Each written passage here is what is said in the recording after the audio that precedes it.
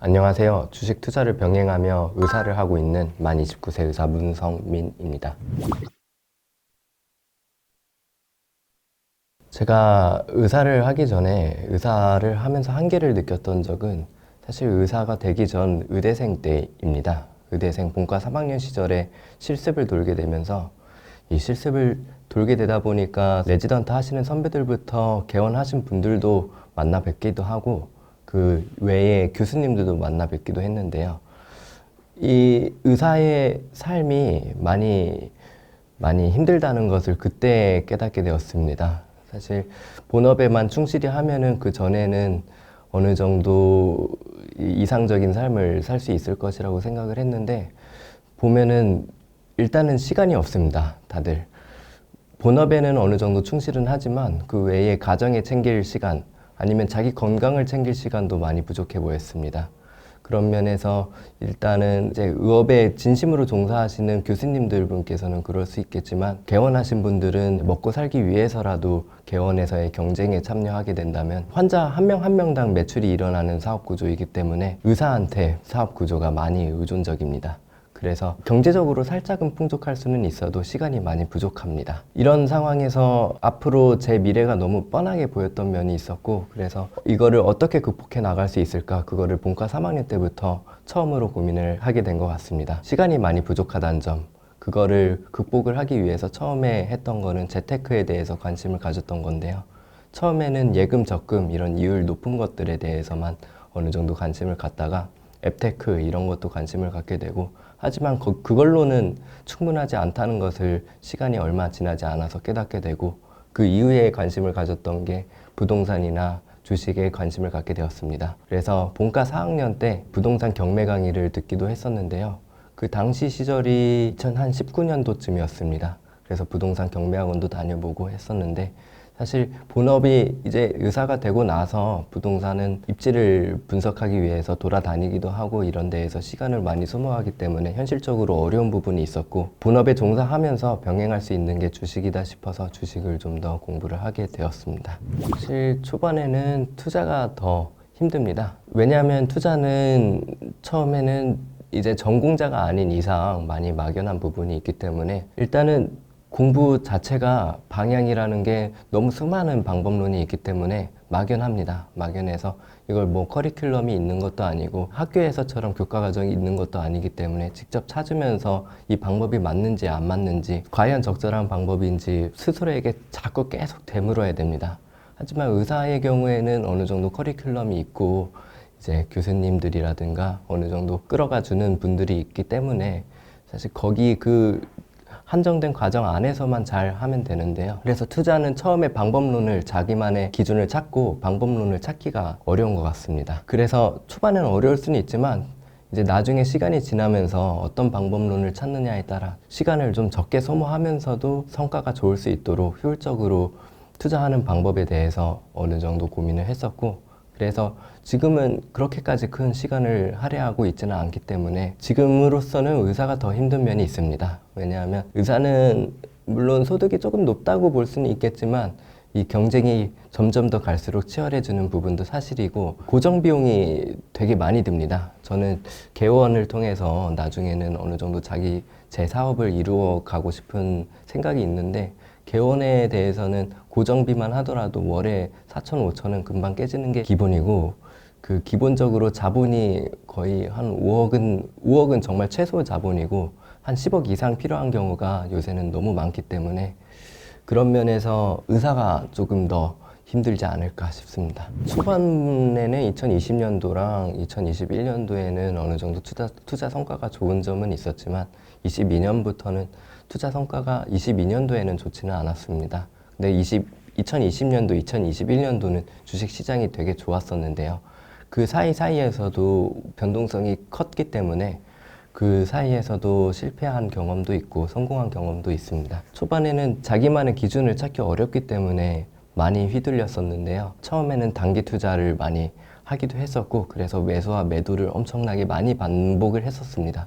그런 과정에서 본업을 종사하는 데에도 어느 정도 해를 끼치기도 했었는데요. 특히 처음에는 코로나 전에 투자를 했다가 코로나 때 크게 하락을 하면서 같이 손실을 봤었는데 그 이후에 2020년도 이후부터는 그 장이 크게 성장하면서 저도 크게 수익을 봤었던 적이 있었고요. 그때 주식의 가능성을 보고 조금 더 주식 공부를 더 많이 했던 경험이 있습니다. 어느 정도 수익이 있었고 2020년도, 2021년도 장은 좋았지만 거기에 대해서 수익 성과가 단기적으로 좋을 수는 있어도 그 매도 기준이 정확하지 않고 하기 때문에 지속적으로 수익을 낼 수 있는 구조는 아니었기 때문에 그걸 성공적인 경험이라고 보기에는 좀 어려울 것 같고요. 2022년도에 급격하게 코로나가 회복되기도 하면서 급격하게 금리가 인상이 되었고 금리가 인상이 되면서 주식 장이 2022년도에 많이 안 좋았는데요.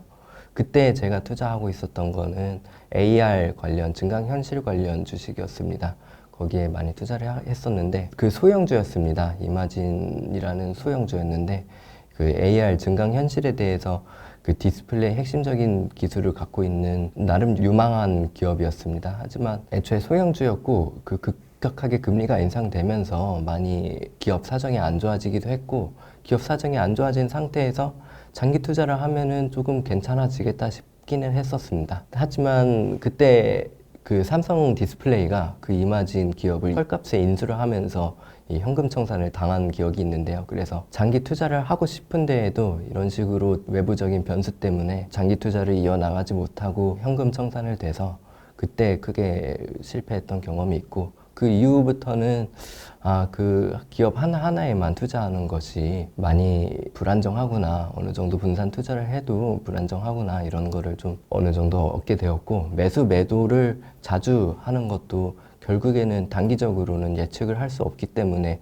그게 시간만 할애하고 거래 수수료만 많이 나가고 해서 그렇게 의미 있는 그 매매 전략은 아니라고 생각이 들었습니다. 이제 2022년도 후반부터는 꾸준하게 적립식으로 투자하기 시작했고 특별히 매도할 상황이 아닌 한 앞으로 계속 장기 투자를 해야겠다라고 생각을 하고 거의 적립식 매수로 하고 있으며 그래서 시간이 많이 할애되지 않으면서도 안정적으로 조금 투자 성과를 이루게 된 것 같습니다.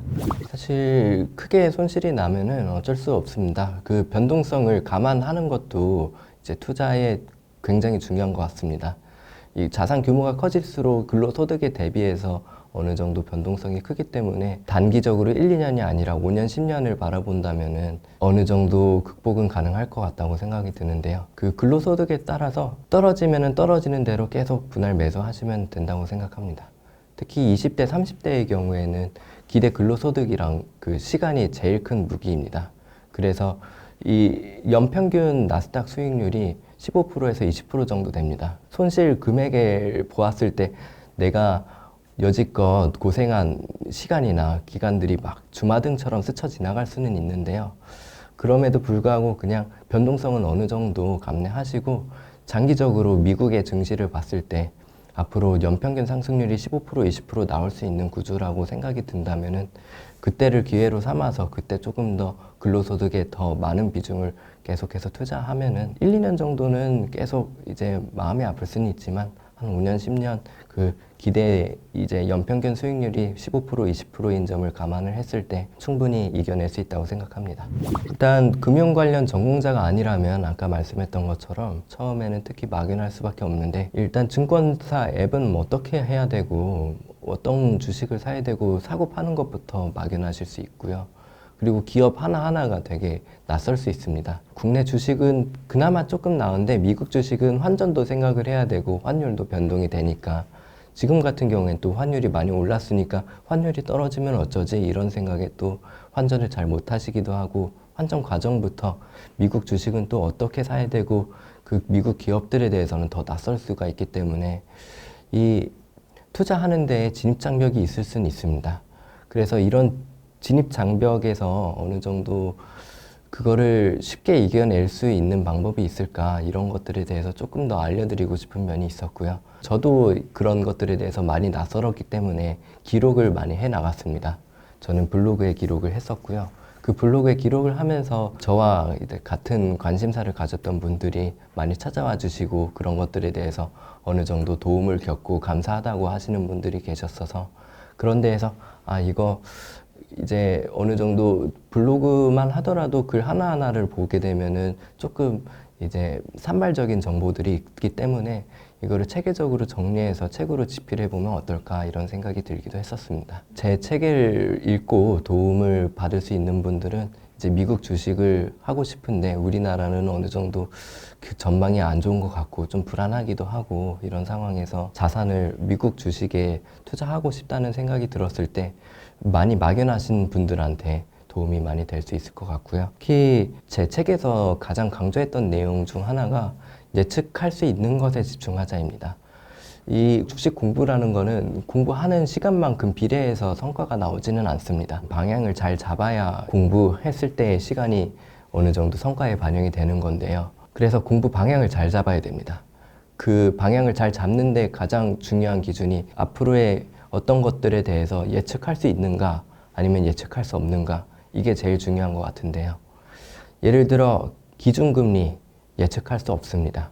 기준금리는 그 2022년만 하더라도 급격한 기준금리 인상이 되면서 앞으로 이제 금리가 저금리 시대는 끝났다. 5%에서 나중에는 뭐 6%, 7%까지도 기준금리가 올라갈 것이다. 기준금리가 오르는 뉴 노멀이 될 것이다. 이런 상황으로 예측이 되었다가 2023년에는 다시 기준금리가 많이 인하될 것이다. 이런 식으로 예측이 되고 지금은 생각보다 또 기준금리 인하가 잘 이루어지지 않고 있습니다. 이런 상황으로 봤을 때 기준금리는 사실 예측하기가 힘든 면이 있고요.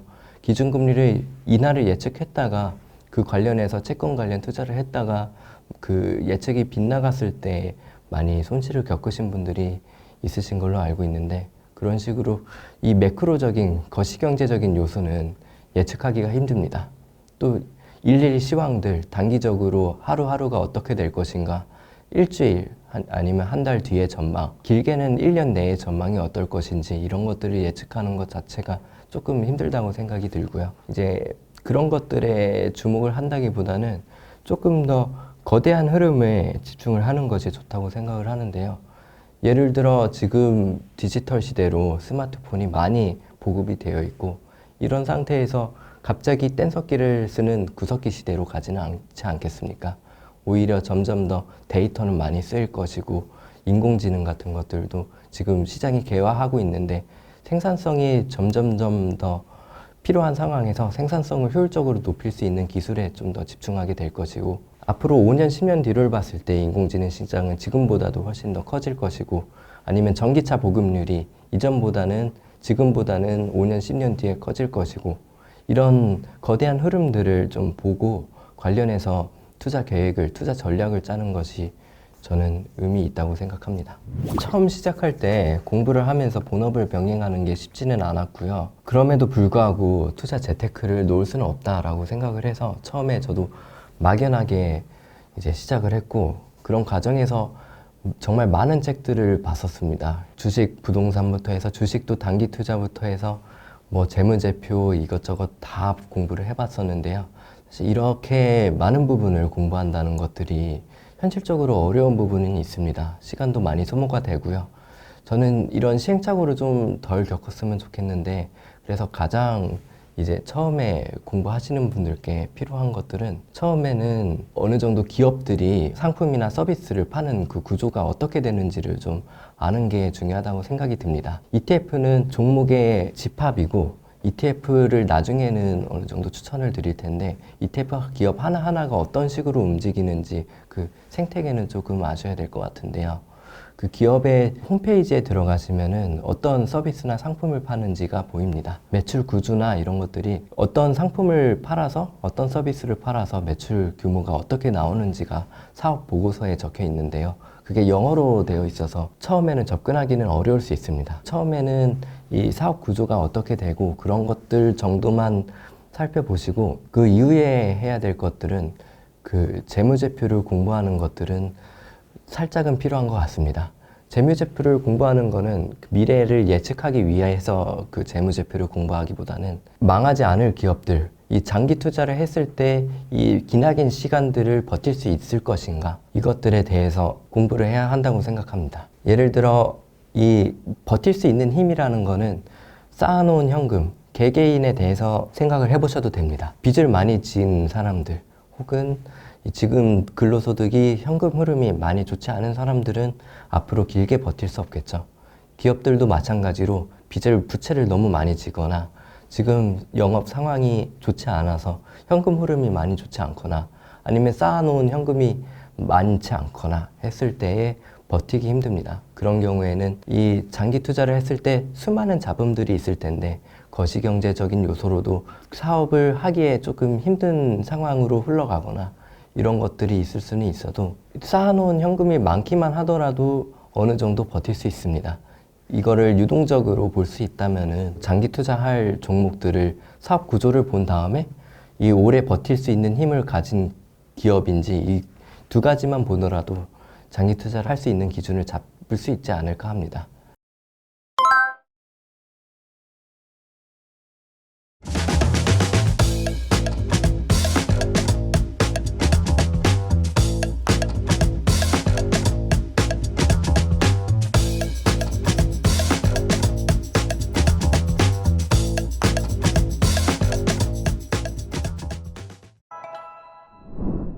본 방송에서 제공하는 투자 정보는 투자 판단에 참고만 하시기 바랍니다.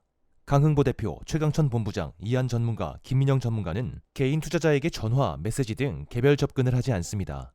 모든 결제는 트레이드 스터디 사이트에서만 이루어지며 별도의 계좌로 입금받지 않습니다. 각별한 주의 부탁드립니다.